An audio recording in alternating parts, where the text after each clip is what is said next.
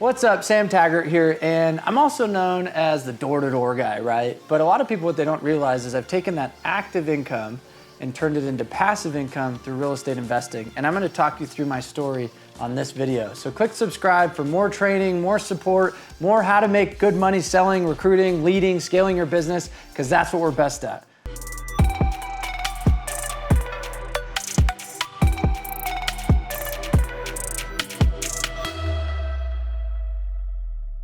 So my first real estate deal was back in 2012, and I decided to buy a multifamily home that I lived in the basement and I rented the upstairs, which is called an accessory apartment. So I didn't have a legal accessory apartment, and a lot of people call them mother-in-laws, but you're technically not supposed to rent out to anybody that's actually not your mother-in-law, meaning they have to be directly related. And so what ends up happening is you have to go through a process of zoning. You have to go make sure you get an inspection to make it a legal accessory apartment. Well, I didn't really talk to the realtor the right way, and he just thought, oh yeah, you're fine. And turned out 2 years later, 3 years later, I'm starting to get cops coming to my house, starting to get people saying, hey, this is not zoned right. And I'm like, well, I don't live here in the summers, so I'd move every summer. And it was my first lesson in real estate. But the one right before that is how I bought this house. My dad was in land development. He was a broker in real estate, done thousands of deals over his lifetime. And I was like, Dad, will you just broker the first real estate deal so we can keep the commission? He looked at me and he said, it's probably smart to pay a realtor for what they do best. I don't know that market, and I don't know what you're looking for, and I'm not actively on the MLS. And if you can find somebody that's actively looking for what you're doing and they're seeing deals come through their desk every single day and they can be on the hot deal, it's worth their 3%. I was like, okay. Well, I just Googled some random realtor and I found him, and too bad he was shady. But at the end of the day, if you can go with somebody you know, like, and trust, especially when you're going and creating passive income, what happens is go after realtors that aren't the mom that's never invested money. Go after the realtors that have multiple investment properties and have helped multiple investors find really good deals with good cap rates. And obviously in the other courses, they're probably teaching you all that stuff, and other videos will teach you that. But I didn't know this. I'm 22 years old and I'm like, I just want to buy a house and make passive income. So I rented out the upstairs, lived in the basement, rent free. It's great. After that year, I bought another duplex. And so I had 2 duplexes. Then the next year I bought 3-plex, and then I bought another 4-plex, and then a 4-plex again. And I started stacking up real estate properties.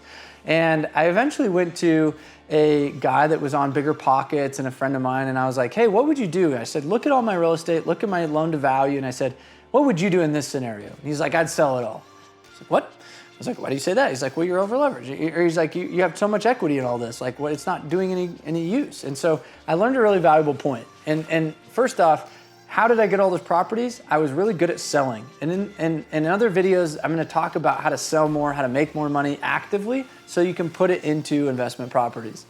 But right now, like, one of the things I realized that I didn't really understand getting into real estate, I was a novice real estate investor, but I was really good at sales, I was really good at business, is if you had a $2 million property growing the market growth inflation rate, so let's say average house values go up 5%, would you rather have $2 million going up 5% or $10 million going up 5%? Or, and so he's like, think about just the growth and how you can leverage the bank's money to be inflating. Meaning if you had your money working for you that's not even your money, that's how you go scale at a faster rate. And I was like, ding, ding, ding, that all made sense. That all made sense. And so I sold everything. And I was like, go do it. And he was like, really? And I was like, yeah, go sell it all. And he's like, me? You, like, for real? And I was like, yeah. And literally within 3 months, I had everything sold. And I took all that money, and you do what's called a 1031. So I took, let's say $1 million, and I put it into a 52-plex unit apartment complex here in Salt Lake. And that one, we did an actual a system we call buy, rehab, and either refi or sell. And so we buy this apartment complex, we increase the rents, we call that forced appreciation, and about 1.5 years later, we'd done about half of the units, and we sold it, and we both made over $1 million. So I took my 1 million and turned it into 2 million. After that, if you don't want to pay tax on that, you 1031 exchange it again. And so I rolled that into other apartment complexes and some commercial properties and such, and am now working on doing that. So now we're about 1 year into that process, and in about 2 to 3 years, we'll just do the same thing, and I'll take that $2 million and turn it into $6 million. And I promise you, if you can just take this compounding time, compounding interest, you can be somebody, if you learn the active income part, which we're teaching in sales training, influence training, recruiting training, business training. And you can be disciplined enough to say, I'm not gonna waste it on toys, I'm not gonna waste it on cars, because I drove a Kia Optima, like just a rundown hybrid car when I was making great money, and everybody else is driving nice trucks and Lambos and boats, and I'm over here just like humble as I could be for the extra 5-6 years that everybody else was blowing their money. But I look back and now I own over 50 something doors. And what's so interesting is people that don't have that discipline at a young age are going to kick themselves when they're 30, 40 years old and be like, man, I wish I would have used compounding interest. So if you can take real estate, discipline, budgeting, saving, stocking your money away, and you can take that serious, I promise you can be millionaires, multi-millionaire in real estate as well.